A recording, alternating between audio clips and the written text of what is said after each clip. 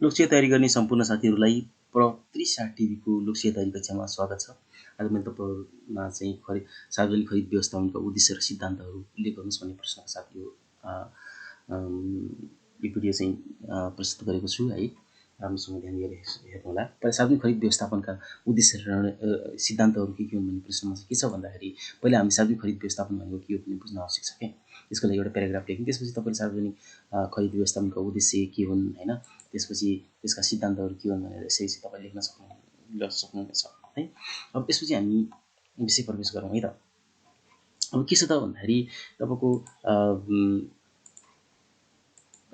अब यसको चाहिँ छोटो परिचय दिँदाखेरि हैन, जनसाधारणको भाषामा खरिद रुपैयाँ पैसा दिएर वस्तु दिने कार्य चाहिँ खरिद हो हैन।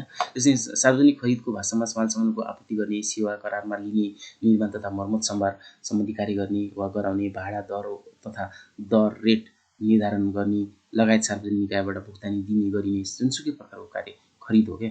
सार्वजनिक खरिद व्यवस्थापन खरिदको योजना हैन, योजना विधि वा प्रक्रिया कार्यान्वयन, अनुगमन, मूल्याङ्कन तथा सोको समीक्षा र भावी रणनीति सहितको समुच्च रूप चाहिँ के हो त भने सार्वजनिक खरिद व्यवस्थापन हो। यसरी हामीले यसको परिचय दियौँ हैन। सार्वजनिक खरिदको आधारभूत प्रकृति, विशेषता, कानुनी प्रावधान, विधि वा प्रक्रिया लगायतका विषयवस्तुको आधारमा हैन, यो चाहिँ के चाहिँ सार्वजनिक खरिदको तपाईको यो प्रक्रिया, विशेषता, कानुनी प्रावधान, विधि वा प्रक्रिया लगायतका विषयवस्तुको आधारमा के छ यसका उद्देश्य र सिद्धान्तहरू तफसिल बमोजिम उल्लेख गर्न सकिन्छ भनेर तपाईले चाहिँ यसरी चाहिँ सार्वजनिक खरिदको व्यवस्थापनको उद्देश्य र सार्वजनिक खरिद व्यवस्थापनको सिद्धान्त लेख्न सक्नुहुनेछ। अब सार्वजनिक खरिद व्यवस्थापनको उद्देश्य सशर्त हेरौँ है त। अब के छ त भन्दाखेरि सार्वजनिक एकमा चाहिँ खरिद सम्बन्धी कार्यको योजना बनाउने हैन, अनि दुईमा चाहिँ खरिद सम्बन्धी कार्यविधि प्रक्रिया निर्णयलाई अझ बढी खुला, पारदर्शी, वस्तुनिष्ठ र विश्वसनीय बनाउने, तीनमा चाहिँ खरिद प्रक्रियामा प्रतिस्पर्धी स्वच्छता, इमानदारिता, जवाबदेहिता र विश्वसनीयता कायम गर्ने, चारमा चाहिँ तोकिएको समय सीमाभित्रै खरिद गर्ने, पाँचमा चाहिँ उपयुक्त लागतमा खरिद गरी मितव्ययिता कायम गर्ने, छमा चाहिँ निर्धारित गुणस्तर कायम गरी आवश्यक तथा उपयुक्त परिणाममा मात्र खरिद गर्ने काम गर्नु पर्यो हैन। त्यस्तै गरेर तपाईको चाहिँ के गर्न सकिन्छ भन्दाखेरि तोकिएको लागतमा खरिद गरी मितव्ययिता कायम गर्ने हैन, निर्धारित गुणस्तर कायम गरी आवश्यक तथा उपयुक्त परिणाममा मात्र खरिद गर्ने, खरिद कार्यमा संलग्न कर्मचारीहरूको क्षमता अभिवृद्धि गर्ने, खरिद सम्बन्धी कार्यलाई एकीकृत गर्ने, खरिद सम्बन्धी कार्यमा सहजीकरण गर्ने हैन, त्यसै खरिद सम्बन्धी ऐन नियममा समयानुकूल परिवर्तन गर्दै जाने, अनि त्यस्तै गरेर सार्वजनिक खरिदका सन्दर्भमा अनुसन्धान गर्ने, खरिद कार्यको अनुगमन र मूल्याङ्कन गर्ने, खरिद सम्बन्धी कार्यको सर्वसाधारणमा विश्वसनीयता प्रवर्धन गर्ने काम चाहिँ गर्न सकिन्छ। अब सार्वजनिक खरिदका सिद्धान्तहरू के हुन सक्छन् त भनेर हेर्दाखेरि चाहिँ आधारभूत सिद्धान्त र अन्य सिद्धान्त गरेर दुई भागमा बाँड्न सकिन्छ यसलाई है।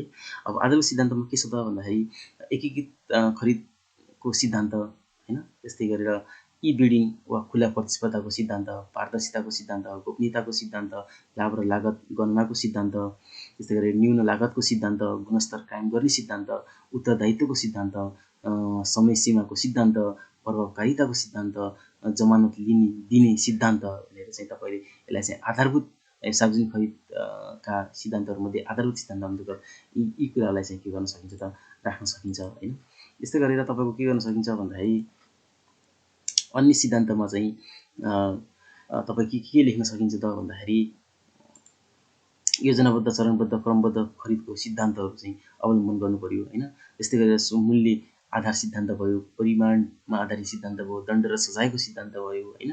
त्यस्तै गरेर अनुगमन र मूल्याङ्कनको सिद्धान्त भयो, खरिद कार्यमा संलग्नहरूको आचरणको सिद्धान्त भयो, उपभोक्ताहरूलाई प्रत्यक्ष संलग्न गर्ने सिद्धान्त भयो, विशेष परिस्थितिमा गरिने खरिदको सिद्धान्त भयो हैन, लोक कल्याणकारिताको सिद्धान्त भयो, आवश्यकताको सिद्धान्त भयो, संशोधन र एउटा पुनर्मूल्याङ्कनको सिद्धान्त भयो, तोकिएका निकाय वा इकाइले मात्र खरिद गर्ने सिद्धान्त भयो हैन।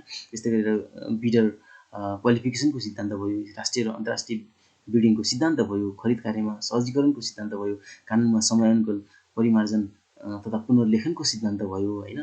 त्यस्तै गरेर तपाईको अन्य सिद्धान्तहरू हुन सक्छन्। अब अन्य सिद्धान्तमा धेरै कुरा राख्न सकिन्छ हैन। त्यस्तै गरेर हामीले चाहिँ सार्वजनिक खरिद व्यवस्थापनका उद्देश्य र सिद्धान्तहरू लेख्यौँ है। पहिला सार्वजनिक खरिद व्यवस्थापनको उद्देश्य लेख्यौँ, त्यसपछि सार्वजनिक खरिदका सिद्धान्तहरू लेख्यौँ, त्यस आधारभूत र अन्य गरेर बाँड्यौँ है। यसरी तपाईले चाहिँ सार्वजनिक खरिद व्यवस्थापनको उद्देश्य र सिद्धान्तहरू लेख्न सक्नुहुनेछ।